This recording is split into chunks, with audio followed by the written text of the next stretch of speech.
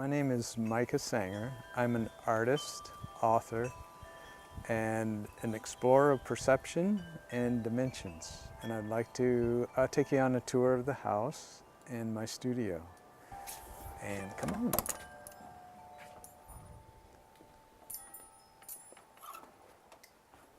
Our first painting is Lady Dancers, and it's portraying this world as being in a dimension. That's why it looks like I was trying to portray that feeling of a hologram of a world floating on this multi-dimensional kind of void behind it.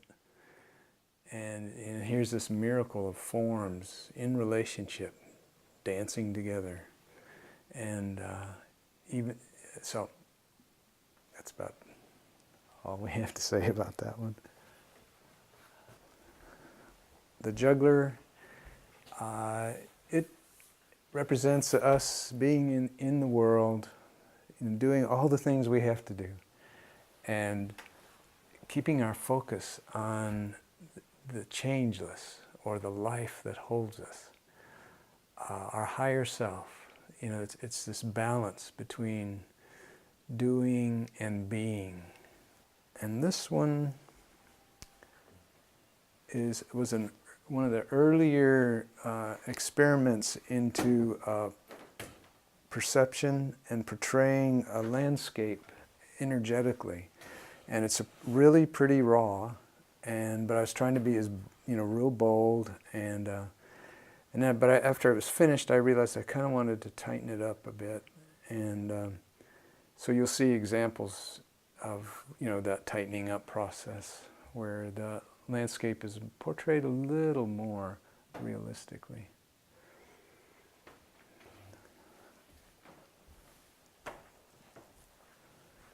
And let's see, these are two still lifes. The one above the saddle is oil on canvas,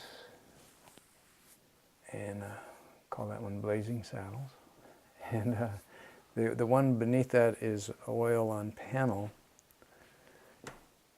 And it was this one, the still life below was done for this website that I was working on about levels of perception. And there are 4 levels of perception. There is the emanations of objects, the force of objects, objects in a unified field, and objects in a dimension. And so I was exploring, well, how to, I set up the still life, and I was doing these studies of how I was feeling as I became really still and felt the energy essence of these forms. How do I express that in paint? And then, so this was one example, and then this one was another example. And it looks quite exaggerated, but these literally were the sensations that I was feeling, and they were subtler though. But as I expressed them, they really look like magnified, almost like surreal. But you can feel in objects that are around you right now, that if you start to feel their emanations, and how would you paint that? You could see how it would tend to really appear exaggerated. But it's there. All those sensations are very, very subtle, actually. And on the website, there's exercises that kind of lead you to these experiences of perception, and you could explore those with colored pencil, crayons, if you wanted to actually try to express it. Here's another version of Lady Dancers. It was an earlier version. And I kind of wanted to put all forms that really fascinate me in this world. So there's a couple seashells, a femur bone up at the top, the moon with its phases. You'll see a little bit of an ocean there on the right. Hard to make it out. And then up this painting up above here is the platform in Sausalito, and you'll see another, if you go to the website, you'll see another version of that same scene. And the painting down below is kind of a rough sketch. And then at one point I just decided to stop because it reminded me of Leonardo's, what they call his cartoons, which are the studies or the underlayers. I don't know which, if it's a study or underlayer for a painting. And but its unfinished nature really felt like it had a lot of life, and because it wasn't as refined and polished as the finished pieces. So anyway, I thought it had enough, and I wanted to stop there. And then this painting up here is about a year ago. There was a storm that hit the coast here, and it's right outside the hotel there in Mendocino. And out on location, I was painting on a panel about 9 by 12 in oil. And now we can go to the hallway here. This first little drawing here that we'll look at, I appreciate this because it shows in what simplicity, truth can be drawn. It shows the density of form, like the figures on the left, they're kind of in these more heavy psychological states. And then as they start to be influenced or permeated by this higher vibration of whether it's love or light or self, and how the body just begins to blend and fade into that matrix. This one here is a Madonna and Child of the Pueblo. And there's a little angel floating up above. And what was important to me was the expression in her eyes and the clarity in the Christ child eyes. And then, of course, the dove is just that, the oneness of it all. And here's a couple figures walking away with their little robe blankets on. And let's see.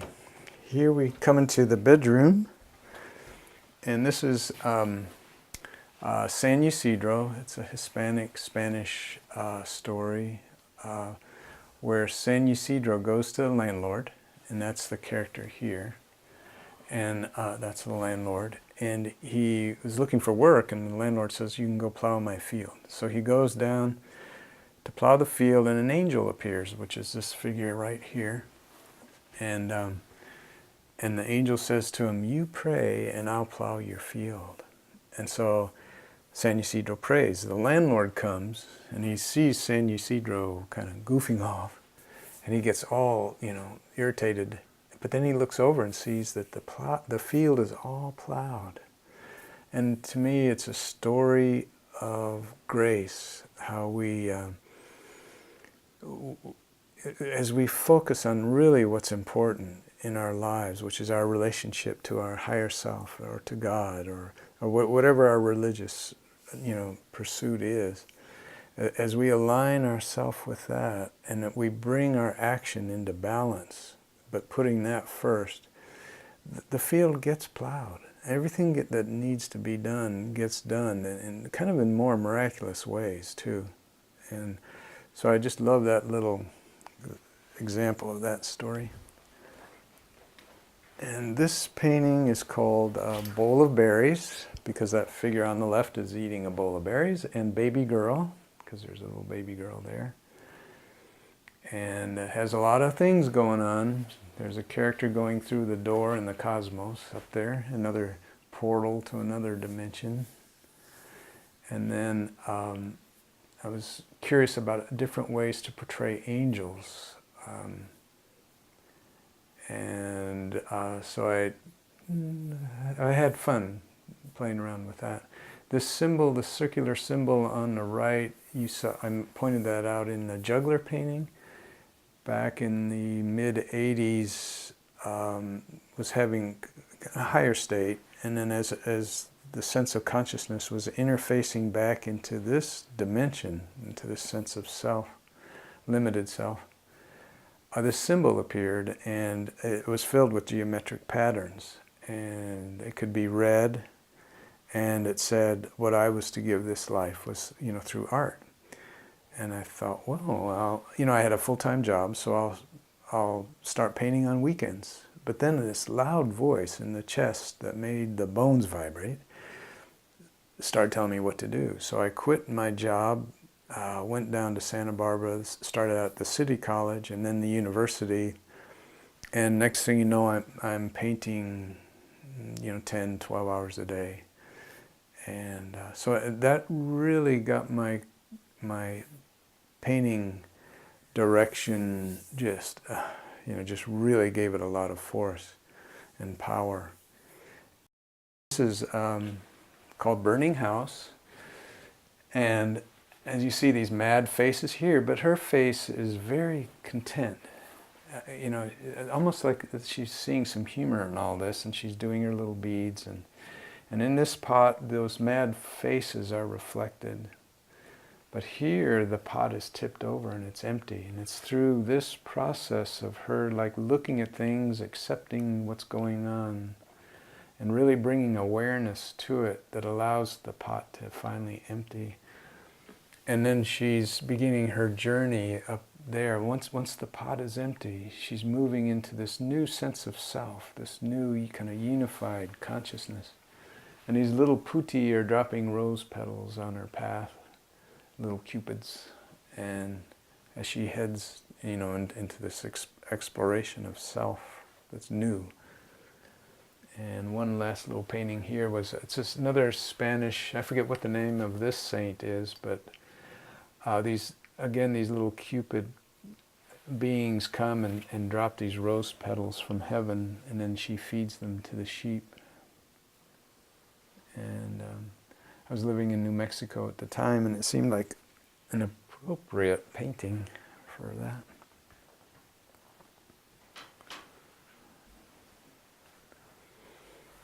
This is a real quick sketch of a church in New Mexico. It was on the back road to Taos. I forget what that little town was called. And then these two paintings are in Colorado. This is a very straight-on, realistic, interpretation of that scene, a rendering of that scene. And then the one to the right was done at that same level of detail.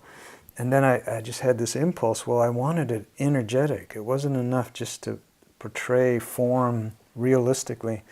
So I took the brush, a real stiff brush with turpentine on it, just started, opening up and destroying some of this detail to allow this energy to explode out of the form. And then I took a few other colors and just started swirling it around in there. And it's a little scary because we get attached to what this realistic thing that I do. I get attached to it. It looks pretty or whatever, and then to gamble on it, but just for the sake of exploring into how the place feels. Like for me, that's the key. Like, how does this feel, and how do you capture that energy?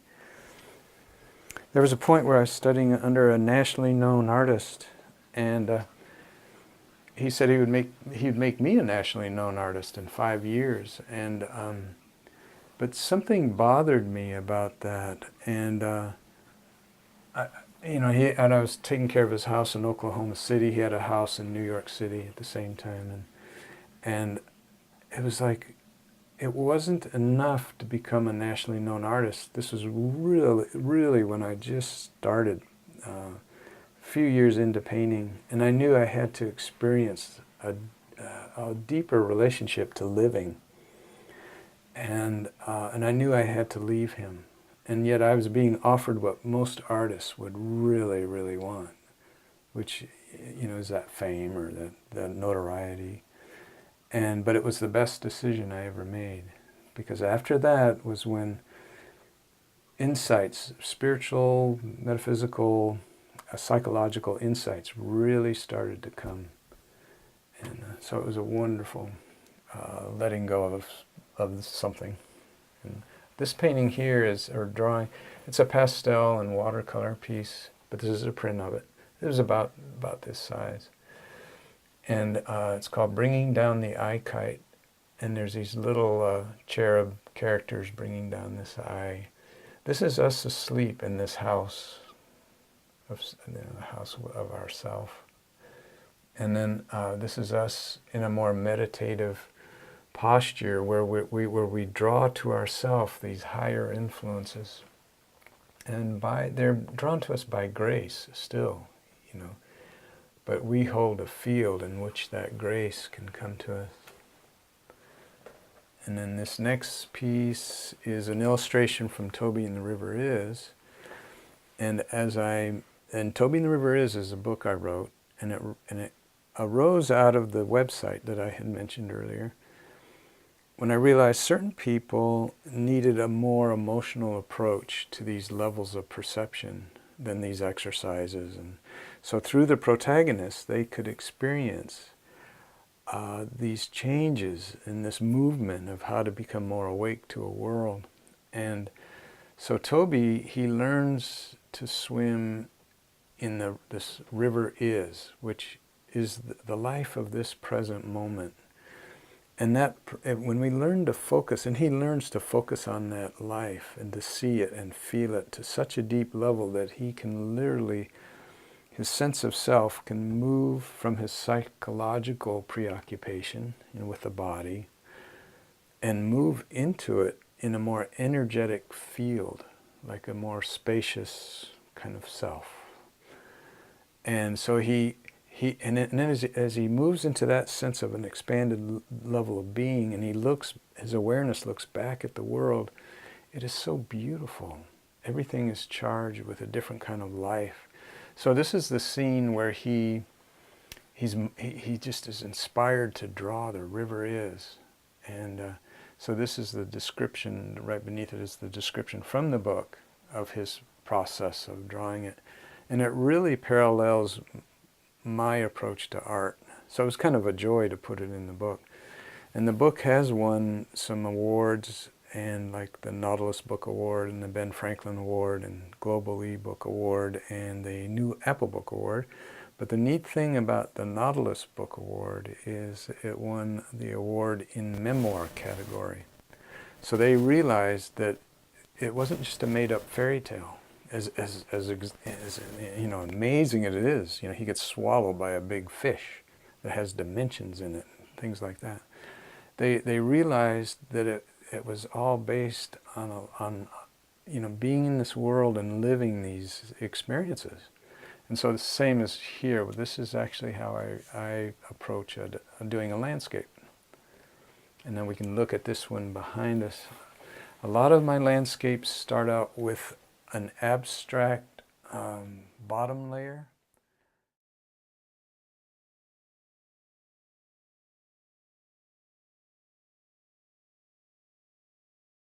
And again here, this is a farm in Jackson Hole, just outside of Jackson Hole, maybe just like a half mile.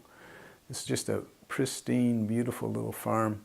And again, it started out, I spent about 3 days there painting outside, and again, it started out with an abstract bottom layer, and then rendering the forms over the top of it.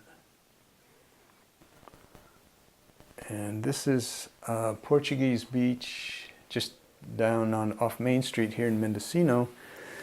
And when I walked out of the hotel one morning, this world felt like this incredible hologram, in all its beauty.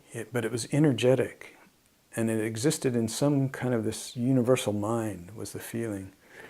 So I was like, well, how do I express that dimension, that we're in, seen from that perspective? And so then that was the pursuit of this whole painting, was how do you capture that? The first thing I find is that I have to lower the contrast a lot, because the more contrast there is, more solid everything feels. But it was energetic.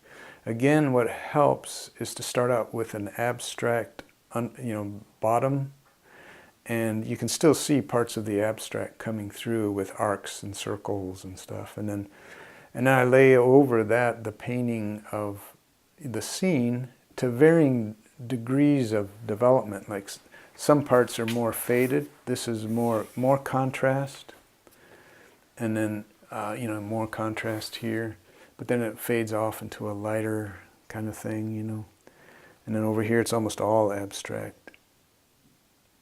So it's been so intriguing to explore art and see how far art can go to express these these transcendental experiences. And in this painting behind here, I think, again, it's the exploration of form is not solid. This dimension is not solid, as the physicists tell us. And the title of this one is A Boy in a French Town. And in this little sketch here, I appreciate it a lot because I just had like some magic markers and another little pen and just a few little watercolors. But I felt the energy of this mesa in New Mexico. Like this is a mesa here and some juniper trees. And it was just so like, woof, and I thought, wow, could these few tools capture some of that energy? And so anyway, it's a fun piece. Here's the book, Toby and the River Is. If you see that, you can get it on Amazon. And it has all these illustrations in it. And it's a good, again, it's pretty powerful. And now over here we have the painting with the sailboat. Sailboats is in Sausalito. Angel Island is off there in the right. Again, it's that energetic, and this world is a dimension, and it's not solid, and it's holier than we imagine. And then the painting there on the easel is again another version of that a Russian Gulch painting that was in the hallway, but it's more of a watercolor type effect. And then there's a figure standing on the rocks down there, which the other one doesn't have. And then this is a, for a while there I wasn't sure whether I was going to be a sculptor or a painter. But so, these were just some quick little studies in clay. And then this is a mesa out there in New Mexico, BLM land. There was wonderful land out there to paint. And let's see. I wanted to point out this is an earlier kind of painting where it was all done on canvas. I think this one was oil. And again, it was this dance between how I was feeling. I remember that it was so startling. This one day I was out at this mesa, it's near Chico, and I'd been painting for a few hours, and at the end of the day I look at the painting and I'd done it all realistically. And when I looked at it, it was like my attention hit the surface of the painting and like it hit a wall. And I go, but wait, when I look at it, it feels so permeable, and it's also emanating back at me. So that motivated me to go into the studio and start exploring, well, how do I get that effect that nature and the forms of nature are permeable and emanating? So I started like doing this, breaking up the surfaces. And here, though, if I went too far in painting too much detail, I'd have to take sandpaper and sand down and get back to an energetic level. And then here's a few more. There's actually quite a few, but we'll just be looking at a few of these down here. And then this one here, I enjoy this one because it's real simple. As all it is a few strokes of watercolor, some pastel lines. It's a pear. And I wanted to portray the pear, you know, kind of like maybe the way a physicist would, you know, it's all energy, you know. And so quickly, I don't know, I think this took like about 20 minutes to do, and yet it captures this. So for me, this joy of exploring with art, like how far can art go into portraying such subtle levels of perception and awareness. And I don't think I've gotten close to the end of discovering that. But I would invite you all to do your own exploring.